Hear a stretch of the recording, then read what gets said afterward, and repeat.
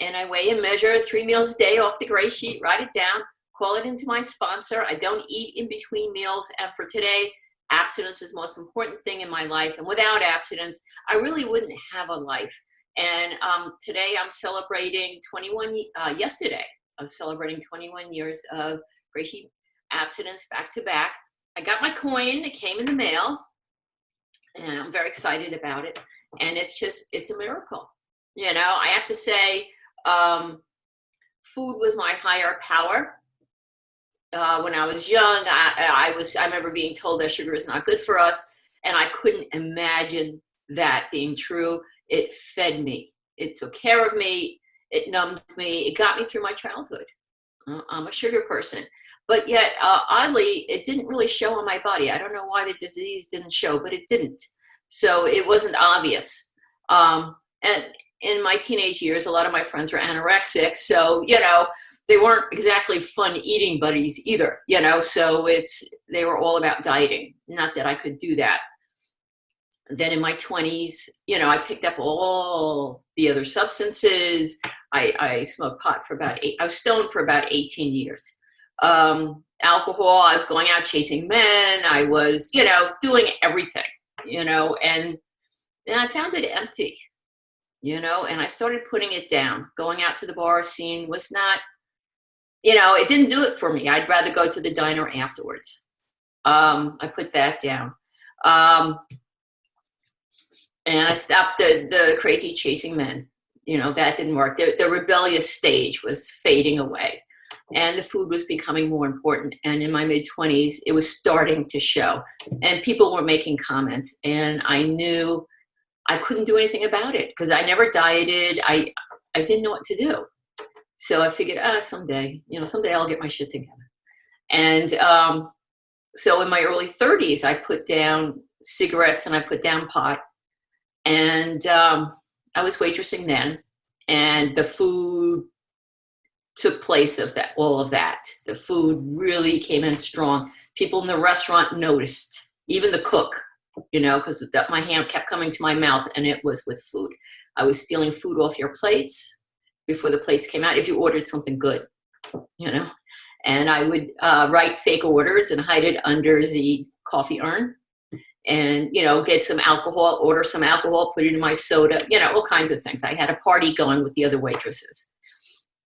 And it was at that time I learned about Overeaters Anonymous. And I joined that program.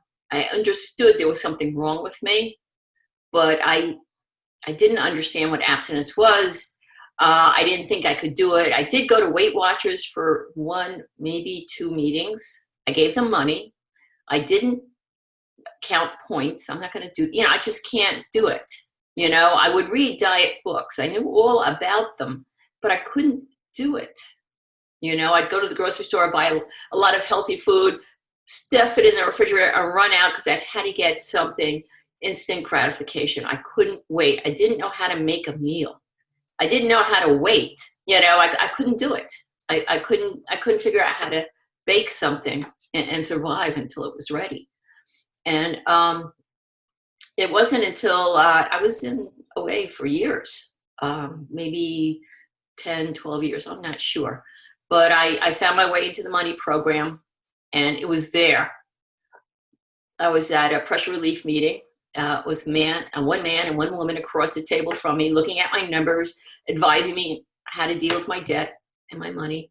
And the man looked me up and down, and he said, "You have a problem with food, don't you?" And I'd never been so challenged by someone, you know, so faced with my disease. And he said, "You can't work just one program." And that really started the despair, because I was in fat serenity. I gained weight in OA.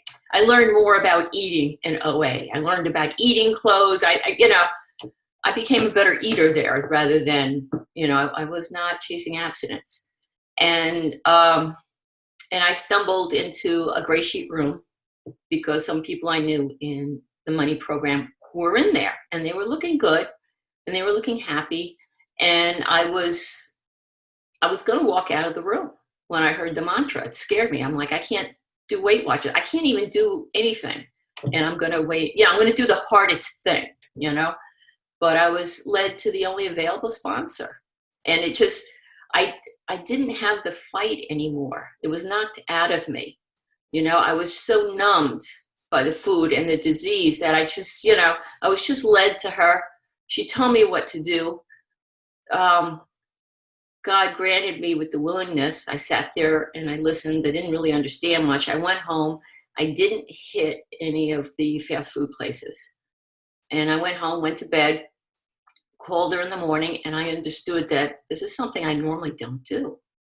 I didn't really work with a sponsor in a way. I would call people, I'd be your friend, and all that nonsense. I would do fellowship, but I didn't understand how to work a program. And I realized that first day, the obsession to eat was lifted. And I'd never been free from that before. I didn't know what it was. I didn't know what abstinence was. I didn't know what people were talking about. I'm like, I don't know what they're talking about, how it's a better life. And then all of a sudden I felt it that one day. And I said, I have to hold on to this. Because, I'm not a dieter. I'm not a struggler.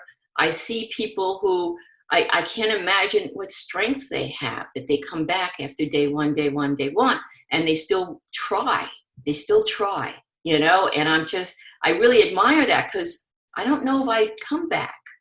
I don't think I have that kind of strength, when I'm in disease, I'm like someplace else, I don't think and I know people forget, they leave, they forget. And, they know Gray Sheet works, but it's just the desire isn't there. The willingness isn't there. And so how do I keep this? It's given me a life beyond my wildest dreams. My wildest dream was, the next bite fixing me. And it didn't. It stopped working. So what am I going to do? I have to change who I am. I have to move out of isolation. I have to reach out to people. I have to go to meetings, 3 meetings a week. And I was living on Long Island then. My sponsor took me into Manhattan because there weren't that many Long Island meetings. And we would drive in. We went into, was it 86th Street, West 86th Street meeting. And I walked into the room. It was a nice table. And all these beautiful, thin women were sitting there. And I'm like, oh, I'm in the wrong room. This can't be, because they were glowing and they were, and we sat down. I'm like, I am the fattest one in the room. In OA, I wasn't. So I didn't feel I was that bad.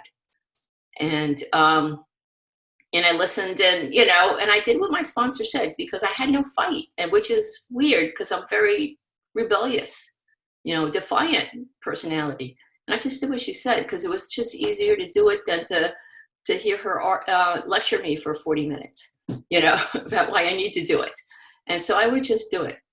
And she helped me develop, a routine. I had to develop a routine. I had to go to grocery stores several times a week, to get what I need. At the greengrocer, I would ask the grocer, like, when is this ripe? When do I cut this? How do I cook this? It's embarrassing. I didn't know how to do anything. And I learned about backup. I had backup in my car. I had backup at work. At this time, I'm teaching, working for New York City. I put a lock on my locker. I brought in my drilled holes, put a lock on it, and had a couple of days worth of food in there just in case. And I brought my lunch. I kept it in one of those little lunch bags because people steal food out of refrigerators. I'm like, to me, that's like the greatest crime. I can't imagine people stealing somebody else's food. I just, oh my God, I would die if someone took my food. And somehow my students understood the importance of my lunch bag. And these are high school kids, and they pointed at it. They go, what's in that bag? And so I described my lunch, and they were like, ew. They thought it was like sugar, they thought it was something good. I'm like, to me, it's good. And, but they would have to get through me to get to that bag. And I thought it very odd that, they picked up on that. They read us very well. And so I did AWOLs. What else do you do? I got to change. I can't do the steps on my own.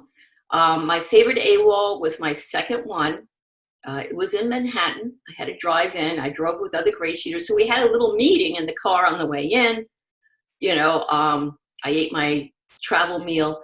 We went to the AWOL, and afterwards we had a little meeting again in the car on the way home. And so 10 minutes, Dottie. wow. So it's, I've done quite a number of AWOLs. I had a goal of doing one a year.